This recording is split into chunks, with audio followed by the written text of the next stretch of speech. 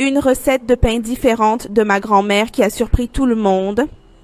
Pour commencer notre recette, dans un bol, nous allons ajouter la levure de pain.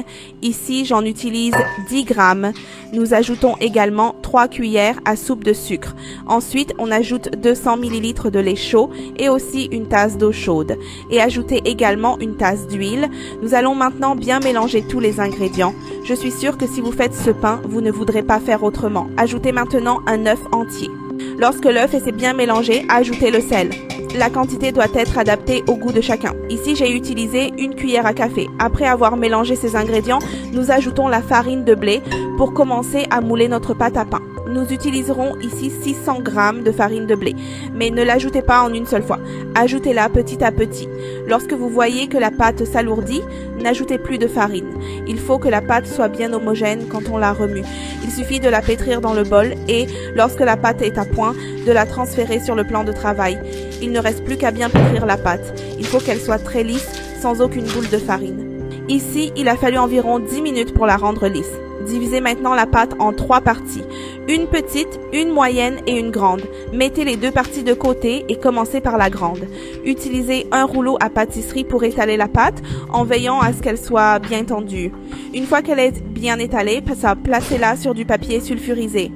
Si vous souhaitez ouvrir la pâte directement sur le papier sulfurisé, n'hésitez pas à le faire. Mais je trouve qu'il est plus facile de procéder ainsi.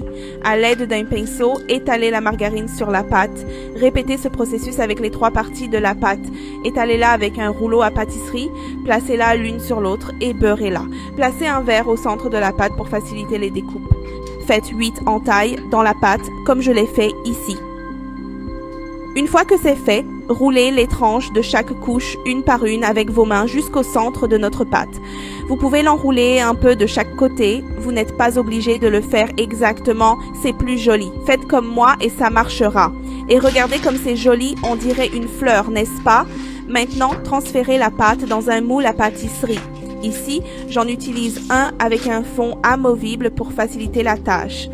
Placez-la dans le moule et coupez le reste du papier sulfurisé. Couvrez et laissez reposer pendant 30 minutes ou jusqu'à ce que la pâte ait doublé de volume. Après ce temps, badigeonnez le dessus avec du jaune d'œuf.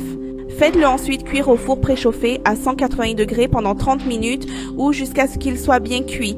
Et regardez comme ce pain est merveilleux. Il est magnifique et délicieux. Je recommande vivement de le faire à la maison. Je suis sûre que tout le monde va l'adorer. Il est très moelleux et parfait pour accompagner le café du matin ou de l'après-midi. Profitez-en pour donner à cette recette une note de 0 à 10. J'aimerais savoir ce que vous en pensez. C'est un pain très agréable à faire et une recette très pratique. Faites-moi savoir si vous aimez ce genre de recette. Votre avis est très important pour nous. Et je m'arrête là. J'espère vraiment que vous avez apprécié. Santé et à la prochaine vidéo.